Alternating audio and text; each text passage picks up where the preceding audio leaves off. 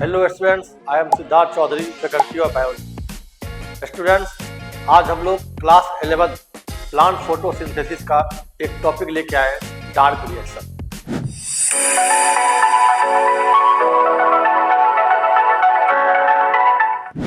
हमने पहले light reaction का वीडियो बना लिया है। अब थोड़ी सी पहले फोटोसिंथेसिस की बात करते हैं।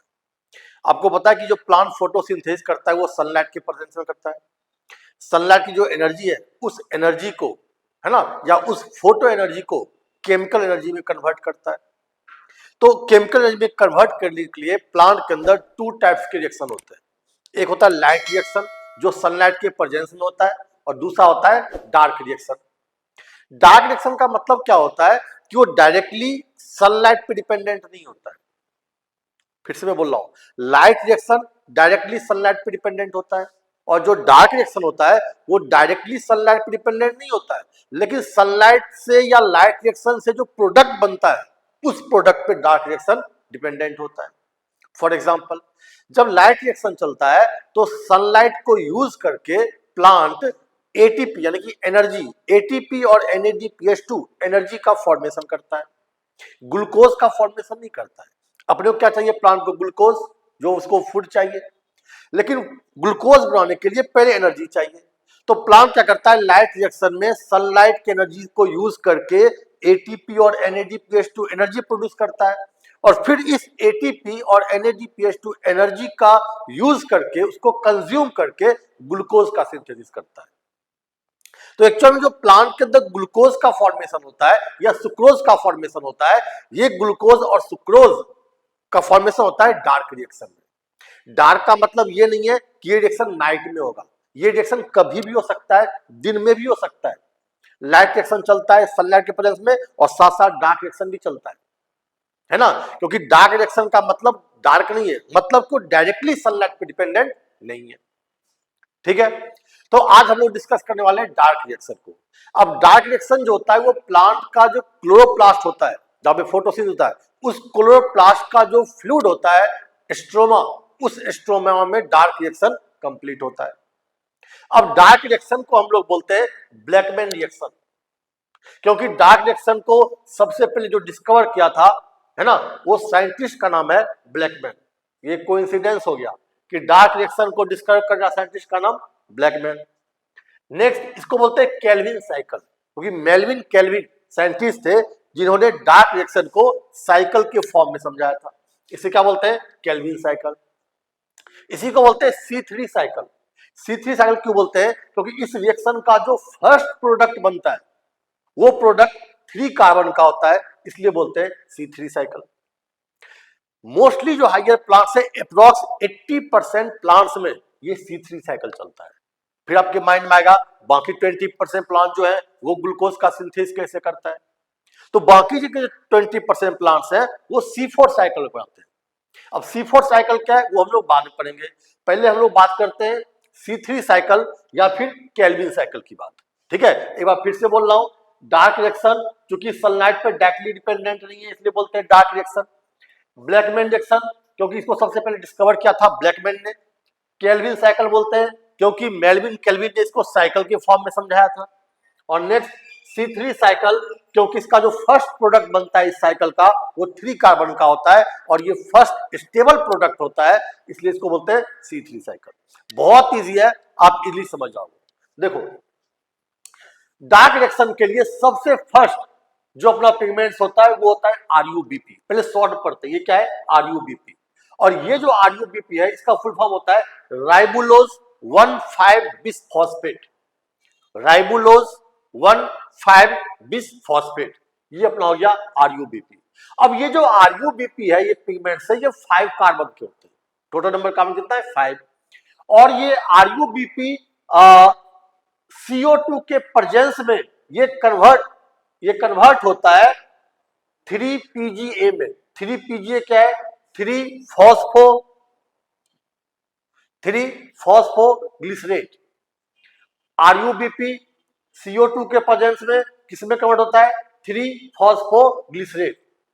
ठीक है, अब इस रिएक्शन के लिए या 3PGA के फॉर्मेशन के लिए एक एंजाइम का रिक्वायरमेंट होता है, जो एंजाइम होता है रुबिस्को। ये पूरा साइकिल एंजाइम डिपेंडेंट होता है। बाकी सब एंजाइम को हम लोग नहीं याद रखेंगे, लेकिन ये सबसे इंपॉर्टेंट एंजाइम है आपको यदि प्लांट फोटोसिंथेसिस पढ़ना है तो रुबिस्को। राइबोलोज, बिसफॉस्फेट, कार्बोक्सिलेज, ऑक्सीजनेज, इस एंजाइम का फुल फॉर्म है राइबोलोज, बिसफॉस्फेट, कार्बोक्सिलेज, ऑक्सीजनेज। इस एंजाइम के बारे में बताऊंगा जब मैं C3 साइकिल पढ़ा लूंगा, उसके बाद C4 साइकिल से पहले इस एंजाइम का क्या फंक्शन होता है।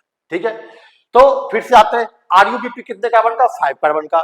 इसने क्या किया? एयर से CO2 लिया। आपको पता है ना फोटोसिंथेसिस में तो CO2 के बिना हो ही नहीं सकता है, और वही CO2 का जो कार्बन है वही ग्लूकोज बनाता है।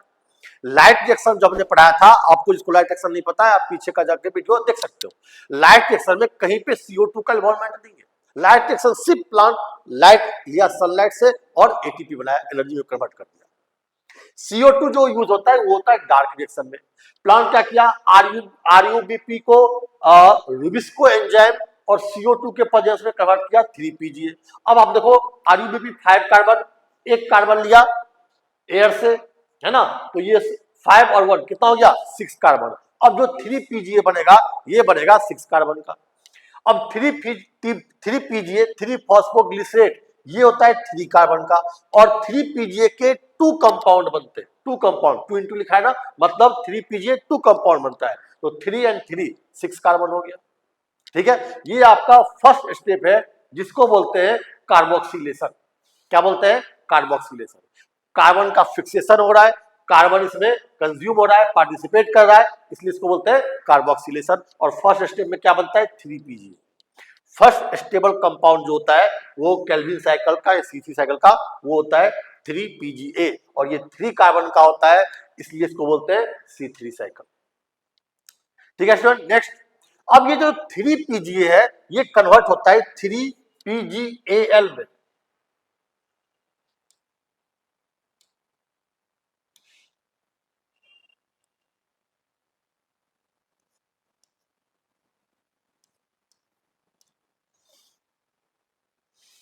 ठीक है स्टूडेंट्स, जो 3PGA है ये कन्वर्ट होता है 3PGAL।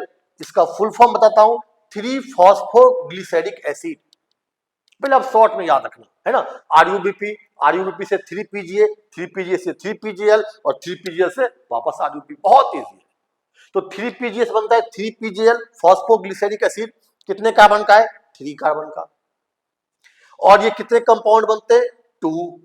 तो एक कंपाउंड 3 कार्बन का, दूसरा कंपाउंड बना तो 3 3 कितना हो गया? 6 कार्बन। ये भी 6 कार्बन और ये भी 6 कार्बन। याद रखना, 2 कंपाउंड मिला के 6 कार्बन। सिंगल बात के 3PGA या 3PGL, ये होता है 3 कार्बन का। अब ये जो सेकेंड स्टेप है इसको बोलते हैं रिडक्शन। इसमें क्या होता है कि एक्चुअल में जो CO2 जो प्लांट एब्जॉर्ब किया था, इस CO2 का रिडक्शन होता है, और इसी CO2 के रिडक्शन से ग्लूकोज का सिंथेसिस होता है। जो हम लोग ग्लूकोज जो प्लांट फोटोसिंथेसिस का जो रिएक्शन पढ़ते हैं CO2 प्लस H2O, वो जाके सनलाइट के प्रेजेंस में ग्लूकोज बनाता है, ये कंप्लीट रिडक्शन प्रोसेस है। तो CO2 रिड्यूस होकर ग्लूकोज बना रहा है, इसलिए सेकेंड स्टेप क्या हो गया? रिडक्शन। और एक बात आपको याद रखना है, रिडक्शन प्रोसेस में एनर्जी का रिक्वायरमेंट होता है। यही एनर्जी, ये जो एनर्जी चाहिए, इसी के लिए प्लांट लाइट रिएक्शन किया था, क्योंकि लाइट रिएक्शन करेगा तो ATP NADH2 बनाएगा, और उस ATP NADH2 को यूज करता है वो डार्क रिएक्शन में। यहां पे देखो आप यूज कर रहा है 3PGA से 3PGA बनने के लिए 2 ATP and 2 NADPH2 रिक्वायर होता है ना, कंज्यूम होता है। ठीक है, तो ये याद रखना, यहाँ पे 2 ATP और 2 NADPH2 क्या होता है? कंज्यूम होता है। ये हो गया रिडक्शन प्रोसेस। अब जो 3 फॉस्फोग्लिसरिक एसिड है जिसको हम लोग 3PGL बोलते हैं, यही 3PGL ट्रायोज फॉस्फेट होता है, जो सुक्रोज या ग्लूकोज बोलो, सुक्रोज बोलो या स्टार्च बोलो, जो भी प्लांट का फूड है उसका सिंथेसिस करता है, फॉर्मेशन करता है। ठीक है, और फिर से ये 3PGL जो है वो जाके वापस बन जाता है RUBP, है ना। इस स्टेप को बोलते हैं रीजनरेशन। क्या बोलते हैं? रीजनरेशन, क्योंकि RUBP फिर से रीजनरेट हो गया ताकि ये साइकिल वापस चल सके। ठीक है, और इस रीजनरेशन प्रोसेस में 1 ATP कंज्यूम होता है। रिडक्शन में 2 ATP 2 NADPH2 कंज्यूम हुआ, और रीजनरेशन में 1 ATP कंज्यूम होता है। ठीक है, अब एक बात आती है स्टूडेंट्स, कि ये जो 3PGAL है इसके 2 कंपोनेंट्स है, टोटल हो गया कार्बन 6 और 6 कार्बन से ये वापस बन गया RuBP कितने कार्बन का, 5 कार्बन का। तो ग्लूकोज के तो एक ही कार्बन छोड़ा ना इसने, 3PGA 3 कार्बन का है, 2 कंपाउंड, टोटल 6 कार्बन, और 6 कार्बन में से वापस जब RuB बनेगा तो RuBP खुद 5 कार्बन का होगा। तो 6 कार्बन से 5 कार्बन तो ये RuBP बनाने में लगा दिया, तो इसके पास कितने कार्बन बचे, 1 कार्बन। तो क्या 1 कार्बन से ग्लूकोज या सुक्रोज बन सकता है? जो ग्लूकोज होता है उसमें 6 कार्बन होते हैं। तो अब ध्यान रखना, जब ये 1 साइकिल चलेगा, जब इसके पास 6 कार्बन आएगा तो 1 कार्बन वो नीचे छोड़ेगा और 5 कार्बन का वापस क्या कर देगा, RuBP कर देगा। तो 1 साइकिल में 1 कार्बन आएगा। और अपने को यदि ग्लूकोज चाहिए तो ग्लूकोज के लिए 6 कार्बन चाहिए, उसके लिए कितना साइकिल चलाना पड़ेगा, 6 साइकिल, है ना। और ये जब 6 टाइम कंटिन्यूअस साइकिल चलेगा उसके बाद 6 कार्बन आएगा और तब 1 ग्लूकोज का फॉर्मेशन होता है। इसका मतलब है कि प्लांट को 1 ग्लूकोज के सिंथेसिस के लिए केल्विन साइकिल को कितने टाइम चलाना पड़ेगा, 6 टाइम्स। समझ में आया क्या? तो ये 6 टाइम चलेगा तो 1 ग्लूकोज का सिंथेसिस होगा। अब एक क्वेश्चन आता है कि 1 साइकिल में तुमसे आपसे क्वेश्चन क्या कहेगा, ये देखो 1 साइकिल में डार्क रिएक्शन या C3 साइकिल या केल्विन साइकिल या ब्लैकमैन रिएक्शन, इसमें 1 साइकिल में कितना एनर्जी कंज्यूम होता है। तो 1 साइकिल में 2 ATP यहां कंज्यूम हो रहा है और 1 ATP रीजनरेशन में कंज्यूम हो रहा है। टोटल ATP कितना कंज्यूम हो रहा है, 3, और एनर्जी NADPH2 कितना कंज्यूम हो रहा है, 2। इसका मतलब है कि 1 साइकिल में 3 ATP एंड 2 NADH2 क्या हो रहा है, कंज्यूम हो रहा है। ठीक है, 1 साइकिल में। अब आपसे क्वेश्चन पूछे कि किसी प्लांट को ग्लूकोज का सिंथेसिस करना है ना, ग्लूकोज का 1 मॉलिक्यूल उसको बनाना है, तो कितना एनर्जी कंज्यूम होगा। आप क्या करोगे कि इसको 6 टाइम से मल्टीप्लाई करोगे। 1 साइकिल में 3 ATP और 2 NADPH2 कंज्यूम होता है ना। और यदि 6 साइकिल चलेगा तब 1 ग्लूकोज बनेगा, तो 1 ग्लूकोज का सिंथेसिस में 6 × 3 यानी कि 18 ATP एंड 6 × 2 मतलब 12 NADPH2 कंज्यूम होता है। ठीक है स्टूडेंट्स, बहुत इजी है, बस यही है आपका C3 साइकिल। मैं फास्ट 1 मिनट में आपको बताता हूं। सबसे फर्स्ट प्रोडक्ट आता है वो होता है RuBP 5 कार्बन का। RuBP से बनता है 3PGA फॉस्फोग्लिसरेट, ये होता है 3 कार्बन का। RuBP से 3PGA बनने के लिए रुबिस्को एंजाइम का रिक्वायरमेंट होता है और RuBP 5 कार्बन का है। इसने एक CO2 लिया, कहां से, एयर से, एनवायरमेंट से, जो स्टोमेटा के थ्रू प्लांट लेता है। ये CO2 लिया, 5 और 1 6 कार्बन हो गया। और जो 3PGA 3 कार्बन का होता है लेकिन 2 मॉलिक्यूल बन गए, टोटल कितना हो गया, 6 कार्बन। और इस फर्स्ट स्टेप को बोलते हैं कार्बोक्सिलेशन। नेक्स्ट आते हैं सेकेंड स्टेप में। अब जो ये 3 कार्बन जो कार्बन डाइऑक्साइड जो फिक्स हो गया था, अब उसका करेंगे रिडक्शन। जब रिडक्शन करेंगे तो 3PGA से बनता है 3PGAL। ये भी 3 कार्बन का है लेकिन 2 कंपाउंड बनेगा तो कितना हो गया, 6 कार्बन। और यही 3PGA सुक्रोज हो जाए स्टार्च बनाता है। रिडक्शन प्रोसेस में 2 ATP एंड 2 NADPH2 कंज्यूम होता है, NADPH2 कंज्यूम होता है। ठीक है, ये याद रखना है। अब हमने कहा कि 3PGL से वापस बन जाता है RuBP।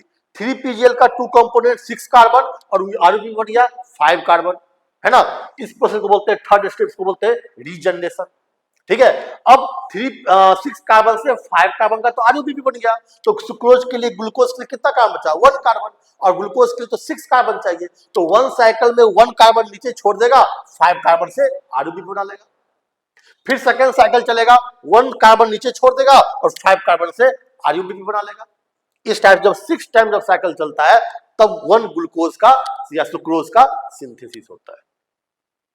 ठीक है स्टूडेंट, तो बहुत इजी है। आई होप आप लोग को समझ में आया होगा।